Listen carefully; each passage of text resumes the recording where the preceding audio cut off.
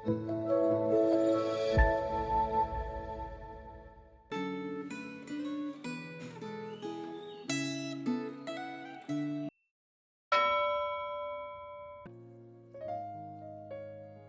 jemaat kasih dalam Tuhan, kita bersyukur kita boleh kembali bangun, beraktivitas, dan biarlah kita terus melandasi hidup kita di dalam kebenaran firman Tuhan.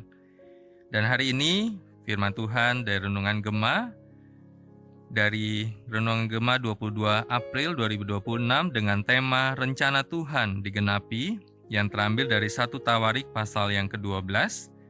Dan sebelum kita merenungkan firman Tuhan, mari kita berdoa.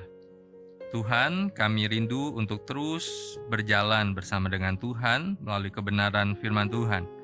Dan kami akan membaca dan merenungkan firman Tuhan hari ini. Berbicaralah kepada setiap kami. Di dalam nama Tuhan Yesus kami berdoa dan bersyukur. Amin. Saya akan baca ayat yang ke-23 dan ayat yang ke-38 untuk setiap kita.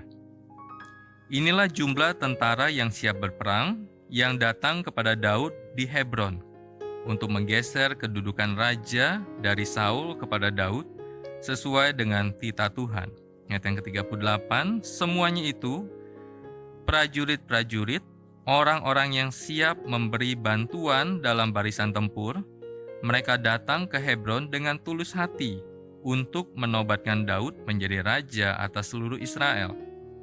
Juga seluruh orang Israel yang lain dengan bulan hati hendak menobatkan Daud menjadi raja. Jemaat kasih dalam Tuhan, sejak awal melarikan diri dari ancaman pembunuhan oleh Saul, ada 400 orang yang bergabung dengan Daud untuk mencari perlindungan. Sehingga sebenarnya mereka bukan datang untuk memberi dukungan. Akan tetapi di pasal 12 ini, ada orang-orang yang terus berdatangan untuk mendukung Daud. Dan mereka bukan orang biasa. Mereka adalah pejuang-pejuang hebat yang mempunyai kemampuan luar biasa. Pendukung yang pertama datang justru berasal dari suku Benyamin. Mereka memilih untuk mendukung Daud, bukan Saul yang merupakan sesama suku Benyamin. Mereka terampil menggunakan panah dan pandai mengumban. Dari Bani Gad, yang terkecil datang atau dapat mengalahkan 100 orang, dan yang terkuat sanggup mengalahkan 1.000 orang. Orang-orang ini menjadi tentara yang besar, seperti tentara Allah, yang dikirim Tuhan kepada Daud. Setelah Saul mati, penulis kembali menunjukkan dukungan luas dari seluruh Israel kepada Daud. Mereka datang ke Hebron untuk menobatkan Daud sebagai raja. Setiap suku mengutus ribuan sampai puluhan ribu anggota pasukan yang gagah perkasa dan mempunyai keahlian yang tidak biasa. Ada pula suku Lewi yang bukan hanya para imam, tetapi juga pejuang-pejuang yang siap berperang bila diperlukan. Jumlah dari suku Isakhar mungkin tidak sampai 1.000 orang. Kontras dengan jumlah suku Israel yang lain. Mereka bukan pejuang, tetapi keberadaan mereka istimewa karena mereka jeli membaca saat-saat yang tepat, sehingga mereka mengetahui apa yang harus dilakukan orang Israel.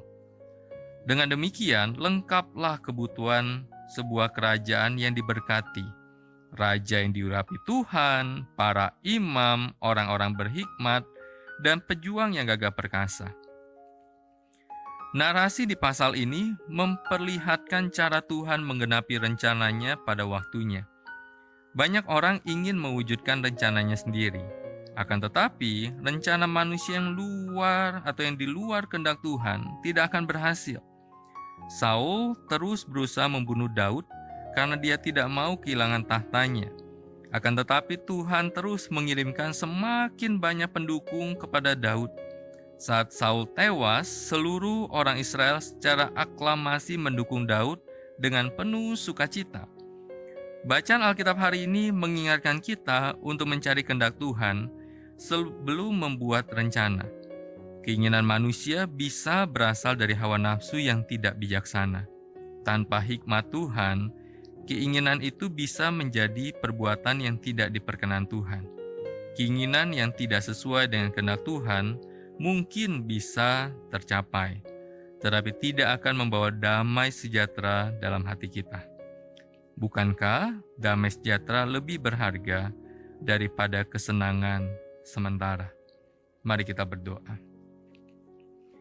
Biarlah kami terus mencari kehendak-Mu dan setia kepada kehendak Tuhan. Apa yang Tuhan kehendaki, rencanakan, rancangkan, tujukan kepada setiap kami, pribadi lepas pribadi ya Tuhan. Sehingga membuat kami terus berjalan di dalam kehendak Tuhan.